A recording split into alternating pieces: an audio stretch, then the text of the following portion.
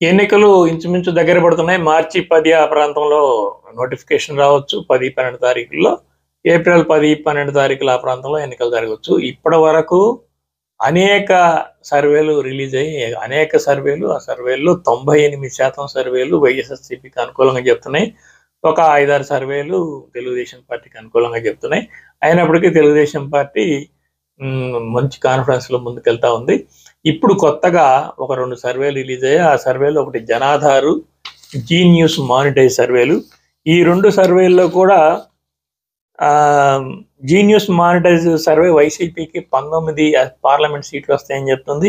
టీడీపీకి 6 పార్లమెంట్ సీట్లు వస్తాయంటే ఆ ప్రయారిటీలో మనం అసెంబ్లీ సీట్లను క్యాలిక్యులేట్ చేసుకోవాలి. జనాధారు వైసీపీకి 17 సీట్లు మాత్రమే వస్తాయి పార్లమెంట్ సీట్లు. 125 అసెంబ్లీ సీట్లు వస్తాయని చెప్తుంది. 49.8% ఓటు శాతం వైసీపీ సాధిస్తుందని చెప్తుంది. అంటే గత ఎన్నికల్లో అది నియర్లీ ఇంతే, 50% ఓట్లను సాధించింది వైఎస్ఆర్సీపీ. సేమ్ ఓటు శాతం ఏమాత్రం తగ్గకుండా సాధిస్తుందని చెప్పి జనాధార సర్వే చెప్తుంది.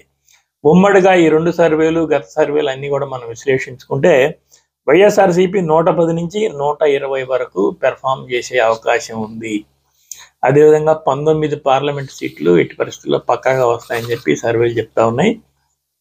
అయితే ఇప్పుడు ఒక కొత్త డెవలప్మెంట్ ఏంటంటే, తెలుగుదేశం పార్టీ ఒక 93 అసెంబ్లీ సెగ్మెంట్స్ని సెలెక్ట్ చేసుకుని, పాజిటివ్గా ఉన్న అసెంబ్లీ సెగ్మెంట్ సెలెక్ట్ చేసుకుని, ఈ 93 సెగ్మెంట్స్ సంబంధించిన శాంపిల్స్ సేకరించి ఒక నేషనల్ సంస్థకి అప్పగించి దీన్ని అనలైజ్ చేయమని ఇచ్చింది.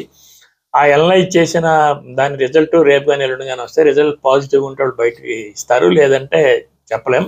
అయితే దానికి సంబంధించిన వివరాలు ఇప్పుడు మనకు సమాచారం మనకి తెలుస్తుంది. ఆ సమాచారంలో వీళ్ళు పాజిటివ్గా ఉన్న 93 అసెంబ్లీ సెగ్మెంట్స్లోనే 30 అబౌవ్ సీట్లలో తెలుగుదేశం పార్టీ పాజిటివ్గా లేదని చెప్పి ఆ సంస్థ చెప్తుంది. ఆ సంస్థ చెప్తున్న స్థానాలను కూడా ఇప్పుడు మన చేతిలో అందుబాటులో ఉన్నాయి. వాటిని ఒకసారి పరిశీలిద్దాం. ఉత్తరాంధ్రలో విజయనగరం జిల్లాలో కురుపాము, పార్వతీ నగరము, సాలూరు, గజపతి నగరము, విశాఖ, పాయకరావుపేట. ఉభయ గోదావరి జిల్లాలో తుని, అనపర్తి, పి గన్నవరం, మండపేట, ఉండి, చింతలపూడి, ఏలూరు. ఇక కృష్ణా జిల్లాలో తిరువూరు, నూజివీడు, గుడివాడ, పామర్రు. ప్రకాశం జిల్లాలో ఎర్రగొండపాలెం. నెల్లూరులో గూడూరు, సూళ్లూరుపేట, ఉదయగిరి. కడప జిల్లాలో కడప, రాయచోటి. కర్నూలులో ఆళ్లగడ్డ, పాణ్యం, నంద్యాల, పత్తికొండ, కోడుమూరు. అనంతపూర్లో కళ్యాణదుర్గం, మడకశిర. చిత్తూరులో జీడి నెల్లూరు, చిత్తూరు, తమ్మళ్లపల్లి. ఈ తెలుగుదేశం పార్టీ ఈ స్థానాల్లో తమకు పాజిటివ్గా ఉందని చెప్పి ఎక్స్పెక్ట్ చేసి ఆ స్థానాల నుంచి సేకరించిన శాంపిల్స్ని ఎనలైజ్ చేసి వాళ్ళు నియమించుకున్న సంస్థకి అప్పగిస్తే, ఆ సంస్థ ఇచ్చిన రిజల్ట్లో వీళ్ళు 90+ సీట్లు ఇస్తే అందులో 60+ అంటే నియర్లీ 63 గ్యారంటీ గెలుస్తారు. మిగతా 30 మాత్రం సందేహం ఉంది. డెఫినెట్గా ఆ 30 సీట్లు ఓడిపోయే అవకాశం ఉంది. మిగతా సీట్లు ఆటోమేటిక్గా ఓడిపోతాయని చెప్పి తెలుగుదేశం పార్టీ తనే డిసైడ్ అయిపోయింది. ఈ సీట్లో కూడా గెలిచే అవకాశం లేదని వాళ్ళు నియమించుకున్న సంస్థ చెప్తుంది. ఆ సంస్థ ఇంకో విశేషం ఏం చెప్తుందంటే, జనసేనకి పార్టీకి సంబంధించిన ఓట్లు ఎట్టి పరిస్థితుల్లో తెలుగుదేశం పార్టీకి ట్రాన్స్ఫర్ కావడం లేదు ఉదయ గోదావరి జిల్లాలో. అవి చాలా స్వల్ప స్థాయిలో మాత్రమే ట్రాన్స్ఫర్ జరుగుతుంది అని చెప్తుంది. 144 నియోజకవర్గాలు తెలుగుదేశం పార్టీ స్వయంగా పోటీ చేస్తున్న నియోజకవర్గాల్లో జనసేన తెలుగుదేశం పార్టీ కోసం ఉత్సాహంగా పనిచేయడం లేదు అని కూడా మనకి మామూలుగా తెలుస్తోంది.